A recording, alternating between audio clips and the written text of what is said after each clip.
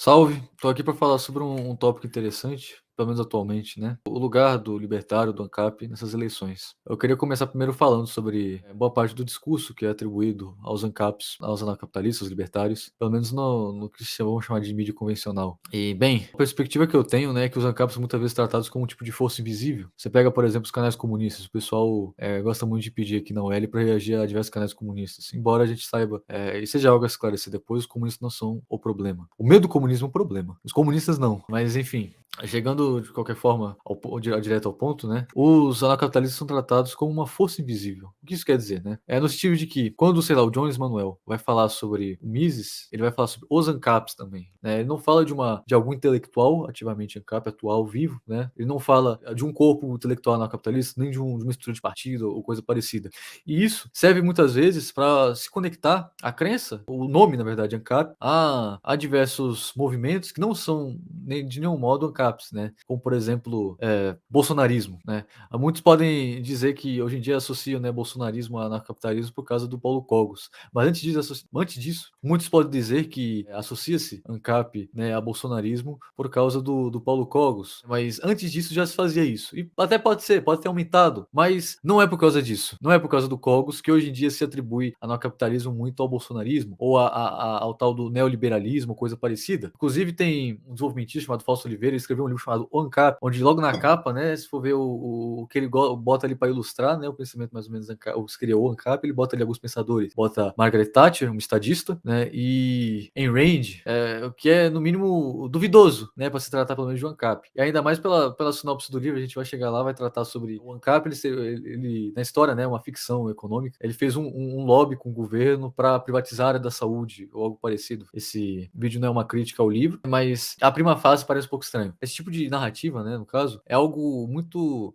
aplicado aos ANCAPs. E aí eu queria discutir aqui sobre qual seria o seu lugar, ANCAP, qual seria o nosso lugar, o lugar de nós libertários nas eleições. Primeiro, uma crença fundamental que eu tenho, pelo menos, que os libertários, todos os libertários deveriam ter, é que votar não vai mudar em nada. Você apertar 3 botões ali na urna, os 2 de presidente, um confirma, não vai mudar em nada a realidade brasileira. Se você ler o Mises, você vai concordar muito bem com isso. O Mises ele coloca ideias e somente ideias podem iluminar a escuridão. É a frase famosa dele que todo mundo fala, mas ninguém sabe muito bem o que significa direito. Mas o que o Mises quer dizer é justamente que as ideias possuem esse papel proeminente na mudança social. Não é o voto que vai mudar, é a ação, de fato. São as ideias. Usam muito o movimento, né, no movimento libertário, muitos têm um propósito bem educativo, sempre tiveram. Mas daí que nós tiramos, por exemplo, o agorismo, que é a ideia libertária posta em ação direta agora. E assim, temos de pensar. Nós defendemos o fim do Estado. O fim do Estado não, né? Nós defendemos a dissociação do Estado. Somos contra a obrigatoriedade de se participar de um Estado, no caso. Somos contra qualquer intervenção do Estado na economia e na vida dos indivíduos. E assim, o que podemos tratar? Estamos totalmente fora. O ponto que eu quero chegar, né? Estamos totalmente fora do discurso atual da política entre direita e esquerda, entre Bolsonaro e Lula. Bolsonaro, Lula e Alckmin agora. O Alckmin tá lá junto com o Lula. Não sei. Isso mostra como que a política é um absurdo, né? O pessoal esqueceu, parece, que era o PSDB e o PT. Mas, enfim, estamos totalmente fora desse tipo de discurso. E por que, por exemplo, pode se perguntar, por que a UL não vai ao Monark? O que a UL tem a falar pro Monark? Na minha opinião, não temos nada. Eu, pelo menos, na minha opinião, não há nada que se possa falar ao Monark. Não há nada que se possa falar nesses podcasts, por exemplo, da UL.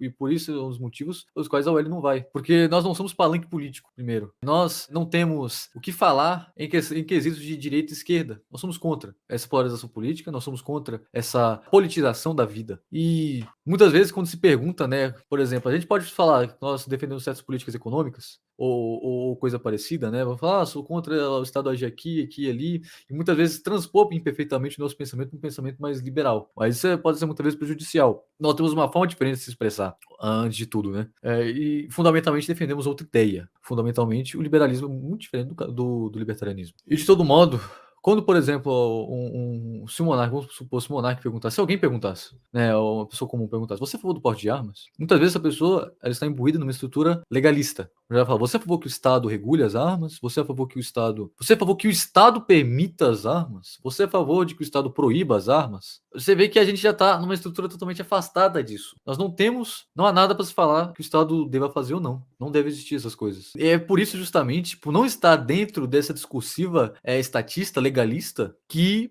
associa-se, não se tem ao que associar o anarcocapitalista, não se tem ao que associar o libertário, ou o libertarianismo, no caso, né? Porque o anarcocapitalista, muitas vezes, ele, por exemplo, o próprio Paulo Cogos, ele se associou a Bolsonaro, né? Ao PTB, o Partido Trabalhista Brasileiro. Então, assim, o libertarianismo está totalmente fora dessa discursiva polarizante aqui do Brasil, dessa discursiva política aqui do Brasil. E daí que se associa sempre a neoliberalismo, a bolsonarismo, coisa parecida. E nossa atividade não é nas eleições, antes de tudo, na política, antes de tudo, é uma atitude, deve ser uma atitude fundamentalmente antipolítica. Nós devemos ser anti-voto. Nós devemos mostrar, antes de tudo, falar a verdade nua e crua de como nós não defendemos a politização, nós somos contra a politização da sociedade, somos contra a política, tal como o convencionamento se tem, somos antipolíticos fundamentalmente, anti-voto, né, antes de tudo. E que nós não acreditamos que apertar 3 botões vá mudar a realidade social brasileira, mas sim uma ação efetiva, uma mudança de mentalidade efetiva dentro da estrutura aqui dentro do Brasil. Muito se fala, desde a escolinha, eu sempre ouvia falar assim, tem que mudar a cultura, educação, educação, educação. Entende? Mas sempre se pensa em educação em termos legalistas, em termos estatais, em termos de investir em educação, o governo investir em educação, tirar dinheiro dali, de política econômica, mas tem que se entender, o Estado não educa, o Estado nunca pode educar. E, bem, acho que é isso que eu tinha que falar, eu tinha para falar, né, por enquanto, fazer mais vídeos com essa temática, especialmente agora em tempo de eleição. Espero que vocês tenham captado a mensagem, que o nosso lugar nas eleições é não votando, e sendo ativamente antivoto, e, bem, tem mais coisa aí para chegar. Muito obrigado por você assistir até agora e fiquem bem.